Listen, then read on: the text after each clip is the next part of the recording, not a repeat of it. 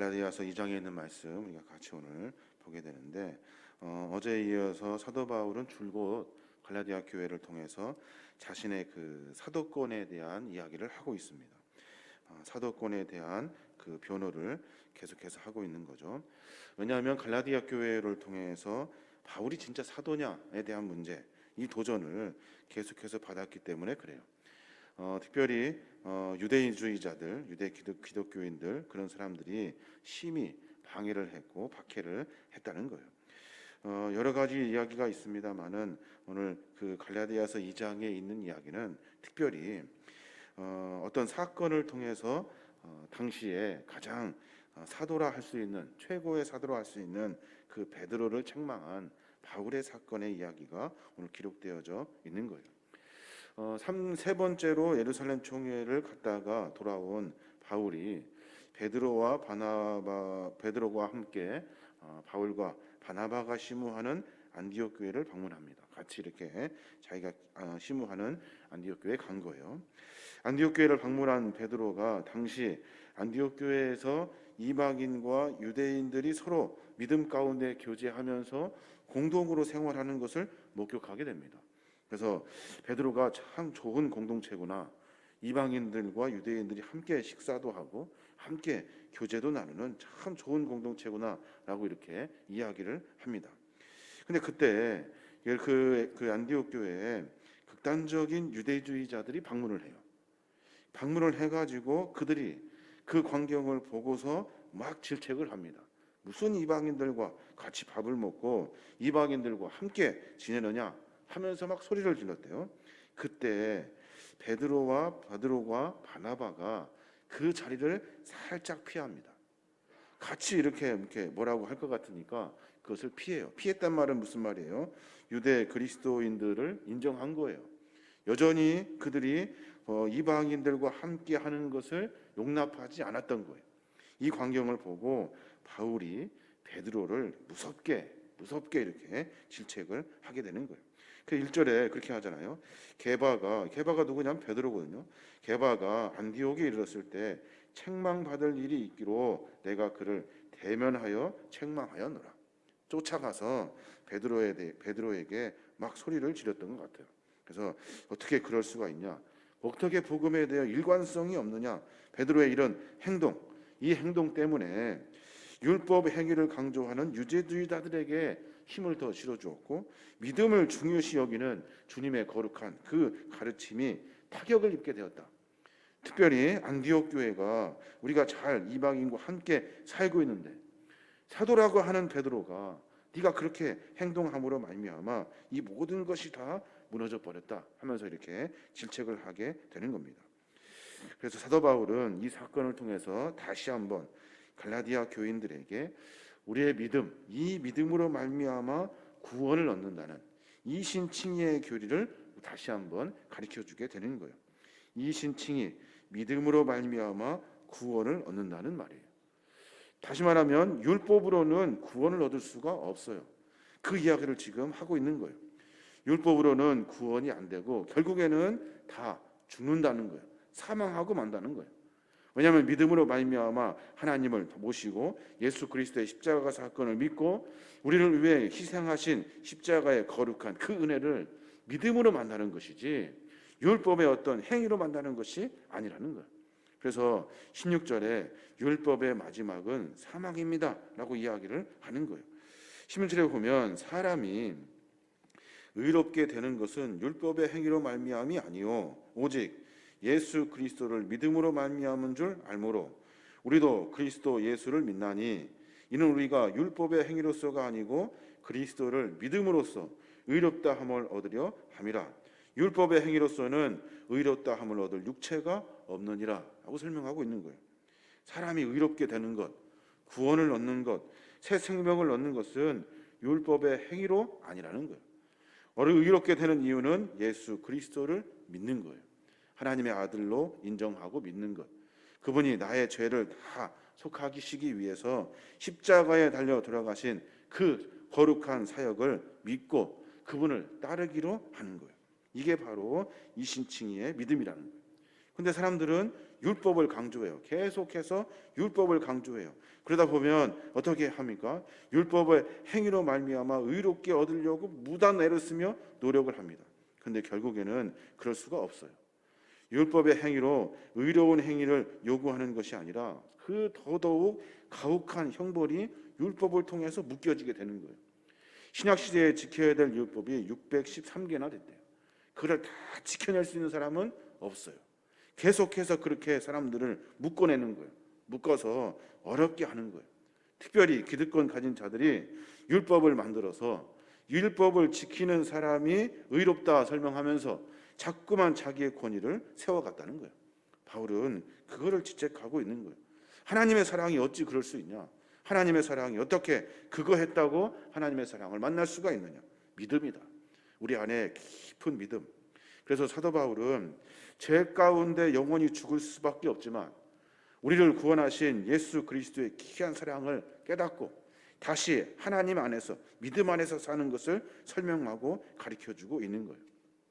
그러니까 결론적으로 구원은 믿음으로 가능한 일이에요. 믿음으로 예수 그리스도를 믿는 거예요. 그럼 믿는다는 것은 무엇일까요? 믿는다는 것, 바울은 이에 대해 사람들이 의롭게 되는 것은 예수 그리스도를 믿는 것으로 가능하다라고 말하면서 믿음에 대해서 다시 또 한번 설명합니다. 믿음이 뭐냐면 믿음은 율법과는 좀 다르게 믿음은 예수 그리스도를 인정하는 것이라고 설명하고 있어요. 20절에 보면 그렇게 말해요. 20절에 보면 내가 그리스도와 함께 십자가에 못 박혔나니 그런즉 이제는 내가 사는 것이 아니요 라고 설명해요. 내가 그리스도와 함께 십자가에 못 박혔대요. 십자가에 못 박혔다는 말은 무슨 말이에요? 십자가를 왜 주님이 지셨는지를 인정하는 거예요. 또 내 삶의 모든 죽을 수밖에 없는 내 모든 것을 다 사하시는 예수 그리스도의 거룩한 사역을 인정하는 거예요. 그러니까 율법에 보면 주님은 율법을 완성하시기 위해서 이 땅에 오셨어요. 주님께서는 율법에서 죄 사함을 얻기 위해 대속물이 필요하다는 그 율법, 내가 대신하여 대속물이 되어 많은 이들을 구원하고자 하시는 하나님의 거룩한 그 마음과 사역을 하나님이 하시고 그것을 인정하는 것에서부터 시작하는 거예요. 또다시 제물을 드리고 또다시 대속물을 찾아다니는 것이 아니라 예수 그리스도의 한 번의 십자가 사역으로 말미암아 그를 믿고 그를 인정해냄으로 말미암아 믿음이 생기는 거예요. 그러니까 내가 죄를 지었어요. 여러 가지 어려운 일을 당하여 죄로 인해서 죽을 수밖에 없어요. 근데 내 죄를 누가 사할 수 있냐면 예수 그리스도를 믿는 믿음으로 사할 수 있는 거예요. 왜냐하면 내 죄를 대신해서 주님이 십자가에 달려 돌아가셨기 때문에 그래요.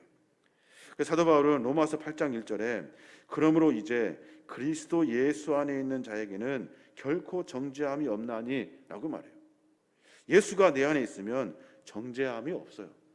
잘못하고 자잘한 것은 이미 하나님께서 다 사하시고 그를 믿음으로 말미암아 죄가 사해진 거예요. 어렵고 복잡한 이야기 같지만 간단하게 이야기하면 율법에는 죄 사함을 얻기 위해 대속물이 필요하대요. 주님께서는 대속물이 되시려고 이 땅에 오신 거예요. 하나님이 그렇게 계획하셨어요.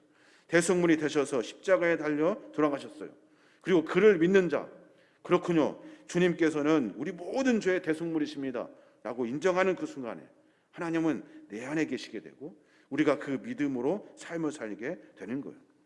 그럼 어떻게 됩니까? 하나님을 인정하게 되면 내 속에 그리스도께서 사시게 된대요. 전에는 내가 죄를 짓고 내가 죄를 해결하려고 몸부림치고 무단했었지만 내 안에 계신 예수 그리스도로 말미암아 내가 아니라 예수 그리스도의 삶이, 예수 그리스도의 인생이 내 안에 삶으로 만들어지게 되는 거예요. 우리 믿음의 삶 가운데 그렇게 말해요. 오늘 20절에 보면 후반절에 아까 보면 오직 내 안에 그리스도께서 사시는 것이라 라고 말해요.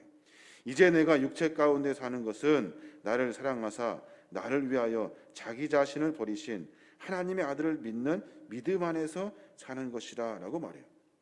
예수 그리스도를 믿으면 삶이 달라지는 것이 당연한 거예요. 예수 그리스도를 믿으면 내 안에 그리스도가 사시기 때문에 내 삶은 그리스도의 삶이 되는 거예요. 그래서 삶은 더 이상 우리를 위한 삶이 아니라 예수 그리스도가 원하시는 믿음의 삶을 살게 되는 거예요. 사도 바울은 지금 그 이야기를 하고 있는 거예요. 이방인들과 유대인들이 함께 식사할 수 없대요. 이방인들과는 가까이 할 수 없대요. 그게 그리스도의 삶이냐는 거예요. 주님이 우리에게 그렇게 가르쳐 줬냐는 거예요. 그렇지 않다. 모두가 다 함께 거룩한 하나님 나라를 만들어가는 것이 맞다. 남자와 여자하고 함께 할 수 없대요. 남자와 여자는 힘과 권위로 말미암아 다 눌러버려야 된대요. 여자를 다 눌러야 된대요. 그게 하나님의 삶이냐는 거예요. 하나님은 그렇게 가르치지 않았다는 거예요. 죄를 지어서 돈도 없는데 그 양을 한 마리 살려고 그 인생을 불쌍하게 여러 개 기웃기웃거리면서 살아야 되냐는 거예요. 힘들게 어렵게 그렇게 해서 양을 드리면 뭐 하냐는 거예요. 다시 또다시 죄 속에 빠져들어가는데, 그러면 또다시 더 큰 죄를 지었으니 이번에는 소를 잡아야 돼요. 소를 잡으러 또 찾아다녀요. 그 어려운 인생에 쳇바퀴 돌듯이 계속해서 반복되는 그 율법의 얼간미 속에서 주님께서 우리를 구원하여 주신 거예요. 예수 그리스도를 믿음으로 말미암아 대속 제물이 되신 주님을 믿음으로 말미암아 우리의 모든 죄가 다 사하여지고, 또 주님을 믿는 믿음은 내 안에 그리스도와 함께 사는 삶이기 때문에 주님이 원하시는 삶을 살게 되는 거예요. 근데 중요한 것이 뭡니까? 믿음이라고 하면, 믿으면 된다고, 믿으면 구원 얻는다고 하면 행위가 중요하지 않다라고 이야기를 해요. 여러분, 제가 그리스도인은 예수님과 함께 사는 삶을 이야기했습니다. 교회를 안 다녀도 되겠네, 믿기만 하면, 뭐 굳이 열심히 안 해도 되겠네, 믿기만 하면, 이렇게 오해할 수 있다는 거예요. 생각해 보십시오. 내 안에 그리스도가 사는데, 내 안에 그리스도가 사는데 어떻게 그렇게 살 수가 있습니까? 어떻게 하나님 앞에 나아가지 않을 수 없습니까? 어떻게 게으를 수 있고 신앙 안에 나태할 수 있습니까? 그래서 율법을 뛰어넘는 하나님의 거룩한 그리스도의 삶을 살게 되는 거예요.